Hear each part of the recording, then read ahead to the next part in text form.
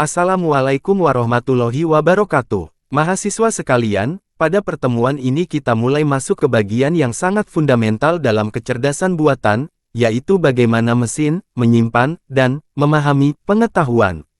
Selama ini kita terbiasa berpikir bahwa komputer hanya menghitung angka. Namun dalam AI, komputer harus mampu memahami kondisi, mengambil keputusan, melakukan penalaran. Disinilah muncul konsep representasi pengetahuan. Tanpa ini, sistem AI tidak akan mampu berpikir, karena tidak memiliki cara untuk merepresentasikan dunia nyata ke dalam bentuk yang bisa diproses. Makna mendalam representasi pengetahuan. Pada bagian awal dijelaskan bahwa representasi pengetahuan adalah cara menyimpan informasi agar bisa diproses oleh komputer. Namun jika kita dalami, ini bukan sekadar penyimpanan data. Ini adalah proses transformasi dari dunia nyata ke simbol. Dari pengalaman ke aturan, dari kondisi ke logika. Bayangkan seorang engineer melihat sistem listrik.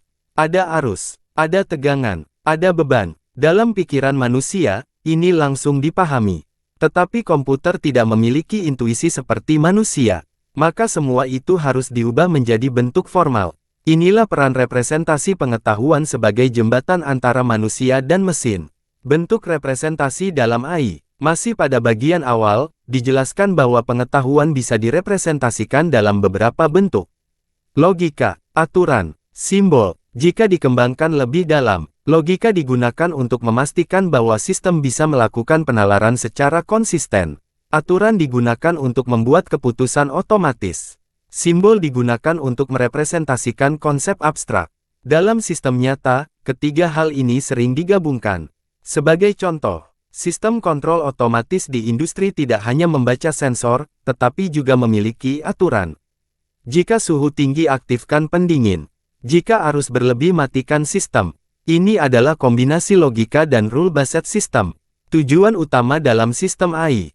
Masih dalam konteks awal, tujuan utama adalah mempermudah pengambilan keputusan, memungkinkan reasoning. Jika dijelaskan lebih dalam, ini berarti AI tidak hanya menyimpan data, tetapi mampu memahami hubungan antar data, menarik kesimpulan, mengambil keputusan tanpa intervensi manusia.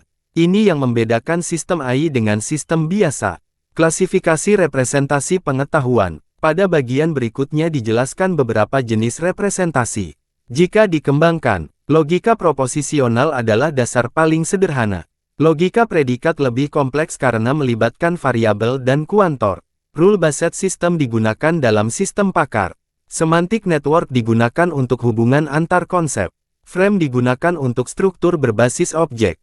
Namun dalam pertemuan ini, fokus utama adalah logika proposisional karena ini adalah fondasi dari semuanya. Konsep logika proposisional. Pada bagian selanjutnya dijelaskan bahwa proposisi adalah pernyataan yang memiliki nilai benar atau salah. Ini adalah konsep yang sangat penting.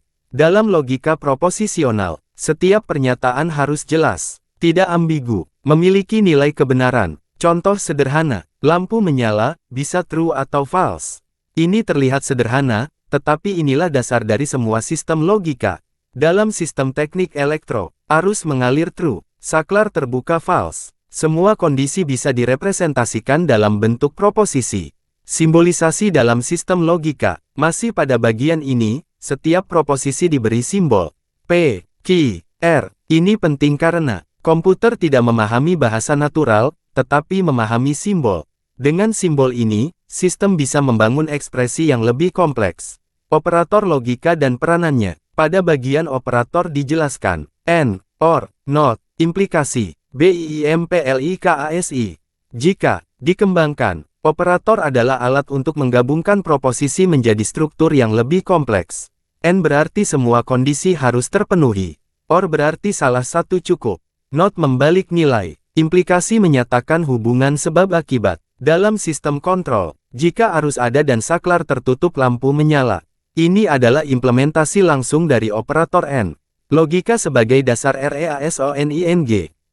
Operator logika memungkinkan sistem melakukan reasoning. Tanpa operator, sistem hanya memiliki data. Dengan operator, sistem bisa mengambil keputusan. Inilah yang membuat AI mampu berpikir secara logis. Evaluasi menggunakan tabel kebenaran. Pada bagian berikutnya ditampilkan tabel kebenaran. Konsep ini sangat penting karena setiap ekspresi logika harus bisa diuji kebenarannya. Dalam implikasi, hanya satu kondisi yang menghasilkan nilai salah. Ketika premis benar tetapi kesimpulan salah. Ini sering menjadi titik yang membingungkan mahasiswa, tetapi sangat penting dalam sistem logika. Transisi ke Rule Based System. Pada bagian selanjutnya dijelaskan sistem berbasis aturan. Ini adalah implementasi nyata dari logika proposisional. Struktur dasarnya, if kondisi dan aksi, ini sangat banyak digunakan di dunia industri. Struktur internal sistem aturan. Dalam sistem ini terdapat 3 komponen utama. Knowledge Base, Working Memory, Inference Engine. Jika dikembangkan, Knowledge Base adalah tempat menyimpan aturan. Working Memory berisi kondisi saat ini. Inference Engine adalah otak yang mengambil keputusan. Ini mirip dengan cara manusia berpikir. Pengetahuan pengalaman, kondisi situasi saat ini, keputusan hasil pemikiran, implementasi dalam Python. Pada bagian praktikum ditunjukkan implementasi sederhana. Contoh sistem lampu, jika arus dan saklar aktif lampu on. Ini adalah implementasi langsung dari logika N. Contoh diagnosa, jika suhu tinggi demam. Ini adalah rule-based system sederhana. Aplikasi dalam teknik elektro. Pada bagian studi kasus dijelaskan aplikasi nyata. PLC, Smart Home, proteksi jaringan. Jika dikembangkan, PLC menggunakan logika relay yang sebenarnya adalah logika proposisional dalam bentuk hardware. Smart Home menggunakan sensor dan aturan untuk otomatisasi. Proteksi listrik menggunakan rule-based system untuk mendeteksi gangguan.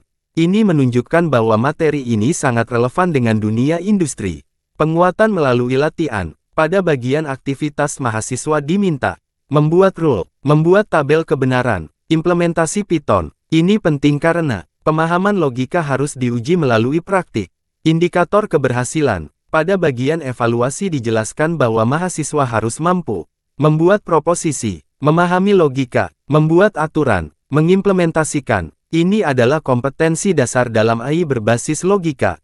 Inti pemahaman materi. Pada bagian akhir dirangkum bahwa AI membutuhkan representasi pengetahuan. Logika proposisional adalah fondasi. Rule-based system adalah implementasi. Jika dipahami lebih dalam, semua sistem AI kompleks berawal dari konsep sederhana ini. Arah pengembangan ke depan, materi ini akan berkembang menjadi sistem pakar, reasoning engine, AI berbasis aturan yang kompleks. Ini adalah langkah awal menuju sistem yang benar-benar cerdas. Mahasiswa sekalian, dari seluruh pembahasan ini dapat dipahami bahwa kecerdasan buatan tidak hanya tentang algoritma, tetapi tentang bagaimana pengetahuan direpresentasikan dan digunakan untuk mengambil keputusan. Kemampuan untuk mengubah dunia nyata menjadi logika, membangun aturan, mengimplementasikan dalam sistem, adalah kunci dalam membangun AI yang benar-benar bekerja. Terima kasih atas perhatian dan partisipasi mahasiswa sekalian. Wassalamualaikum warahmatullahi wabarakatuh.